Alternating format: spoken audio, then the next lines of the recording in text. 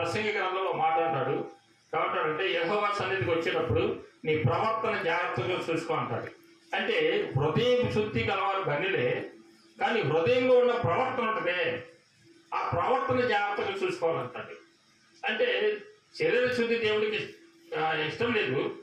శరీరం ఎప్పుడు కూడా మలినం అవుతూ ఉంటుంది. నువ్వు ఎంత శుద్ధి చేసుకున్నా, ఎంత స్నానం చేసినా, ఎంత తలాంటి స్నానం చేసినా, ఎంత చేసినా తిరిగి ఆ బయటకు వస్తే ఎవరో ఒకళ్ళ ద్వారా ఏదో ఒక మాట వింటావు. గబక్క నీ నోట్లోంచి మాట వచ్చింది, ఈ శరీరము మైలు పడతాను ఉంటుంది, ఏదో మురిక ఇది ఏదో రకంగా మైలు పడతా ఉంటుంది. కానీ అక్కడ అంటాడు నీ ప్రవర్తన విషయంలో జాగ్రత్త అంటాడు. ప్రవర్తన అంటే నడక కావచ్చు, పడక కావచ్చు, మాట తీరి కావచ్చు, మన తలంపు కావచ్చు, మన ఆలోచన కావచ్చు, నువ్వు అబద్ధం ఆడే విషయాలు కావచ్చు, ఏదైనా సరే నీ ప్రవర్తన విషయంలో జాగ్రత్త అంటాడు.